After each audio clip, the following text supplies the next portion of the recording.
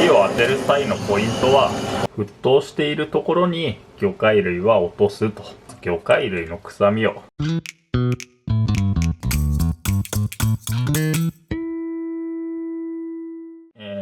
鍋の作り方ということで、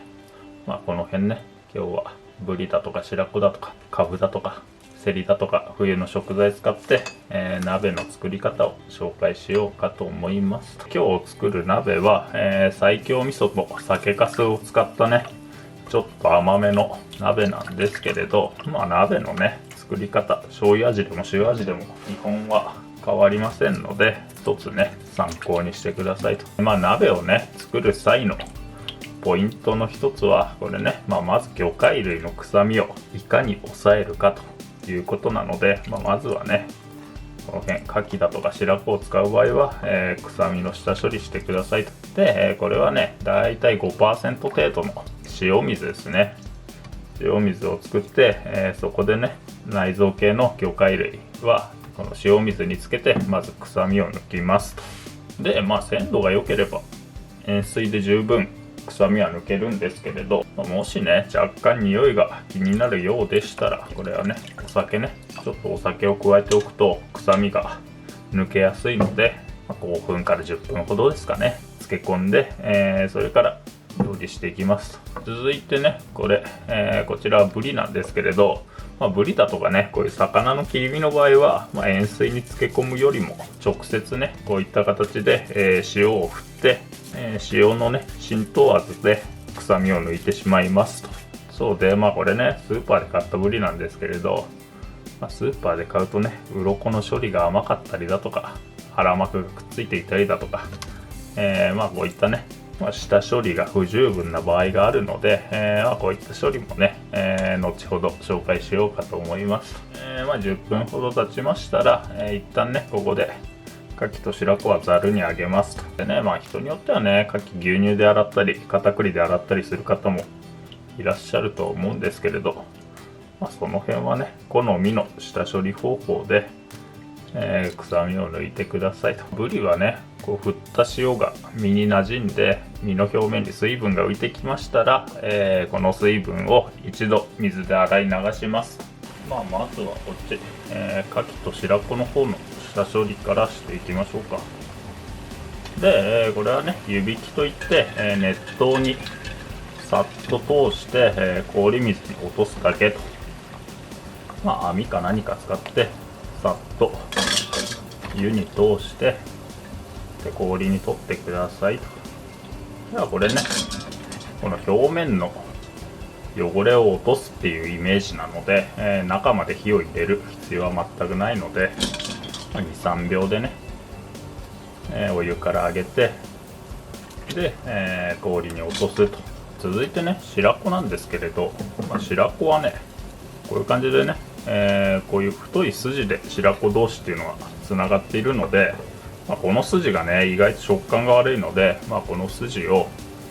ハサミでこういった形で、外しておくと、食べた時の食感がいいので、筋を外したら、白子も一緒ですよね。軽く湯に落として氷水に取ると。でね言い忘れましたけど、このお湯には、一つまみほどねお塩を入れて、だから薄めのね塩水で湯引きするっていうイメージですね。これ氷水にいつまでもつけておくとどんどんね食材が水を吸ってしまいますんで、氷水にとって粗熱が取れたらざるか何かにあげておいてくださいと。続いてブリ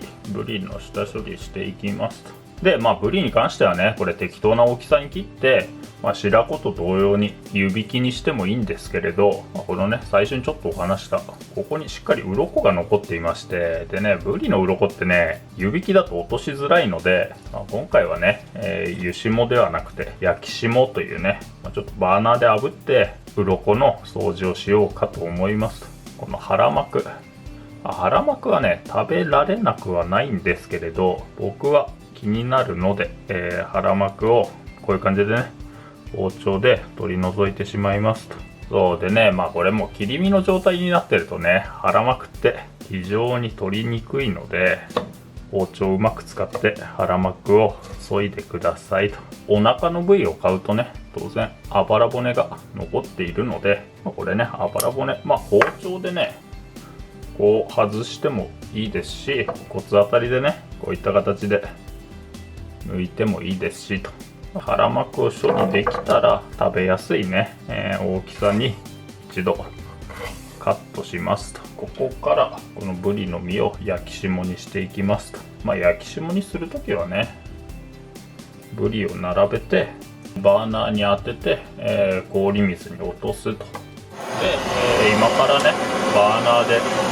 火を当てるんですけれど、これね、火を当てる際のポイントはこの皮目ね、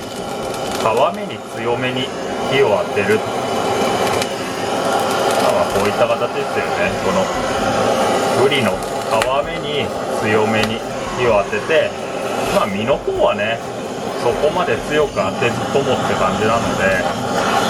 身の方は本当に表面の色が変わる程度にさっと火を当てて、皮目はこういった形でね、しっかりと、焦げ目がつくまで火を当てると。こうすることでこのね残った鱗が焦げて氷に落とせば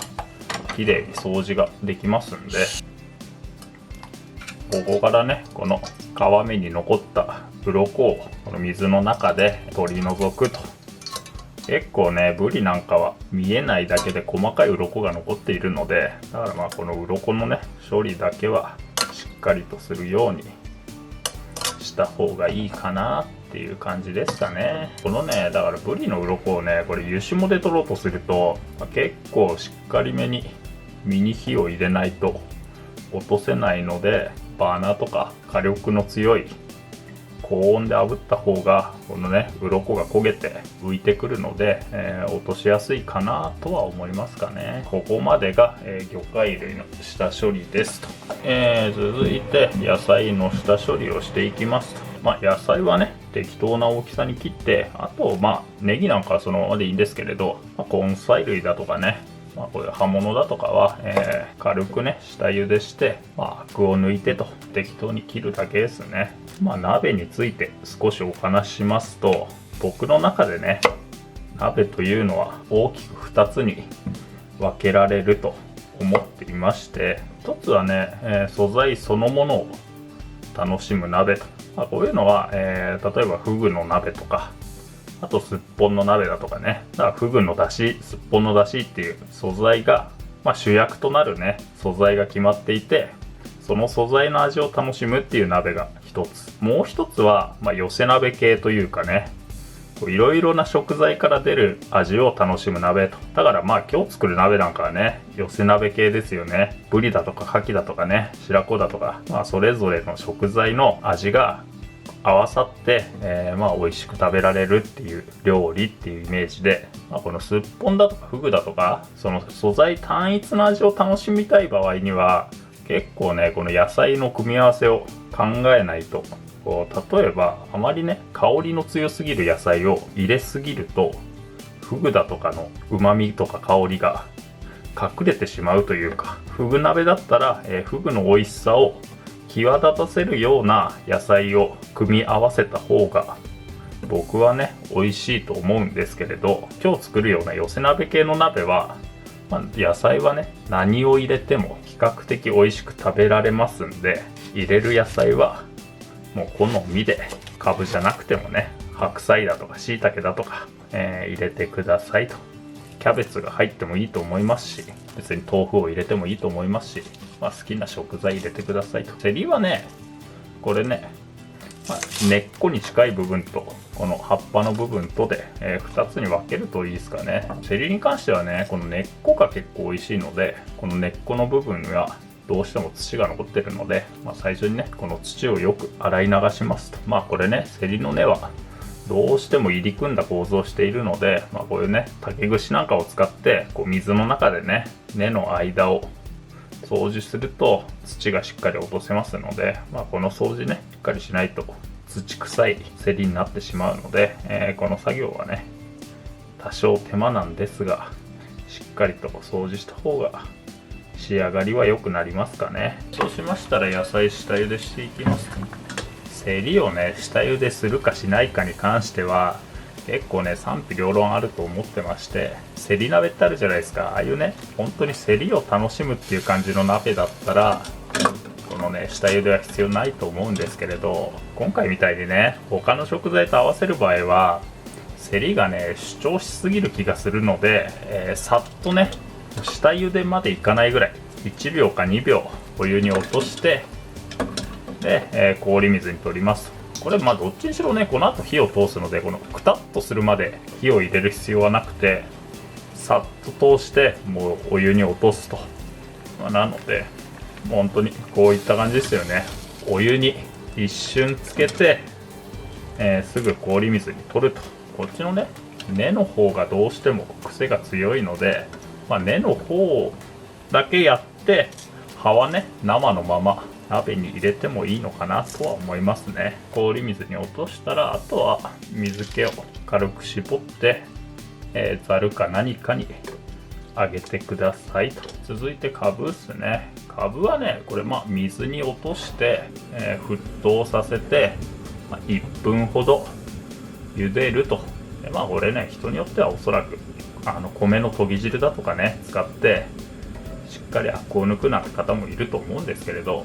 鍋ってね僕は家庭料理だと思っているので、手間ばかり増やして面倒くさくなってしまうっていうのはもう本末転倒だと思うので、せりなんてね別に茹でずとも鍋に入れて美味しいですし、かぶもねそこまでアクが気になるわけではないので、これね半分だとか4分の1に切ってそのまま鍋に入れてしまってもいいのかなとは思うので、どこまでこだわるかということでもう負担にならない程度に下処理してくださいと。表面にさっと火が入りましたら、かぶは下処理ねこの程度で、あとは、バットか何かにあげておきます。別にかぶはね水に取る必要はないんですけれど、このまま置いておくとこの表面が乾いてどんどん縮んでいってしまうので、長いことね置いておく場合はここでラップをしてくださいと。もしくはね先に出汁が作ってあるならばこれそのままね出汁に入れてくださいと。続いてね、出汁の作り方紹介します。これ出汁は昆布出汁、かつお出汁でもいいんですけど、今回は昆布出汁ですね。水に昆布を入れてしばらく置いたものと。でそこに、先ほど下茹でしたかぶを入れて火にかけますと。で鍋ってねどうしても具材を全て同時に入れてグツグツ煮込む料理のイメージがあるかと思うんですが、この茹でる火を入れる順番を変えるだけで全然ね美味しさが変わるので、というのはねこのね魚介類に火を入れすぎるとどうしてもパサつくので、このね魚介類は沸いてから入れると。でかぶだとかね、ネギだとか、こういった火の入りにくい食材は少し早めに入れると。もうかぶを入れた段階で味をつけてしまうんですけれど、まず最初ね、こちらお酒を加えると風味が出ますので、だから昆布だしとお酒を加えたもので、最初かぶを炊いていくと。まずは酒粕とね西京味噌を、これね酒粕ってどうしても結構硬くなっている場合が多いので、先にね、西京味噌と酒粕だけ合わせてしまいますと。練り込むイメージっすよね。ヘラか何かでこの酒粕を潰すようにすると比較的ね、合わせやすいので、あとはね事前に酒粕を、お酒だとかみりんだとかでね戻しておくとこういった扱いづらさはないので、その辺ね工夫してみてくださいと。酒粕と西京味噌が合わさったら、ここにねこのだしを加えて、ホイッパーか何かでこういった形でね、味噌を混ぜ合わせます。こうしておくと、味噌ね、なかなか味がね決まらないなんてことあると思うんですけれど、味噌を鍋の出汁に置きやすいので、なんとなくね味噌で味を決めるときは僕はこうして料理することが多いですかね。味噌を作れましたら、沸騰直前に、こちらのだし昆布は取り出しますと。もうね、正直ね、昆布からえぐみが出るなんて言うんですけれど、食材ねごっちゃにするので、正直ね昆布のえぐみなんてそこまで気にならないかなとは思うので、昆布ねもったいないと思うようでしたら、もうこのまま入れておいて一緒に食べてもいいのかなとは思いますんで、沸騰したら、ここに、味噌で味をつけていきますと。どんどん煮詰まってはいくんですけれど、それと同時にね、食材からも水分が出ますんで、味のね目安としては味噌汁より少しだけ濃いかなっていう、飲んでみて若干味が濃いかなと感じる程度に味を調整すると、食べる時にねちょうどいい味付けになっているのではないかと。お後でネギを、落としますと。もしねこれ西京味噌と酒粕なので、どうしても味がぼやけるというか、味のね輪郭がはっきりしないというか、ぼやっとした味だなと思ったら、これ醤油っすね。醤油でちょっと塩気を効かせると、だいぶねパリッとした味付けになるかと思いますので、ちょっと甘さが足りないなと思ったら、みりんを加えてもいいですしと。味噌と醤油とで味が決まりましたら、ここに魚介類とセリと、投入していきますと。白子も牡蠣もブリも、入れる順番はねもう特に気にせず、もうどんどん入れていってしまって構わないかなと。魚を入れていくと鍋の温度が下がりますので、そこだけね、必ず沸騰しているところに魚介類は落とすと。沸騰しているところに落とすというだけで全然ね臭みの出方が違いますので、これだけはねしっかりと守った方がいいのかなと思いますかね。こちらはセリですね。食べよい大きさに切って、で、セリはね根っこを先に入れて葉を入れてと、この段階で当然ながらアクが浮いてくると思いますので、このアクをすくって、鍋ってねこれどうしてもこのグツグツ煮込みながら食べるイメージがあるかと思うんですが、当然火を入れ続ければ魚介類はねどんどん水分が抜けて硬くなっていくので、これね、アクをすくったら、一度ねごく弱火に落として、だいたいね5分も火を入れれば全体に火が入るはずですんで、そうしたら、食べ始めると。これね食べてる間はねずっと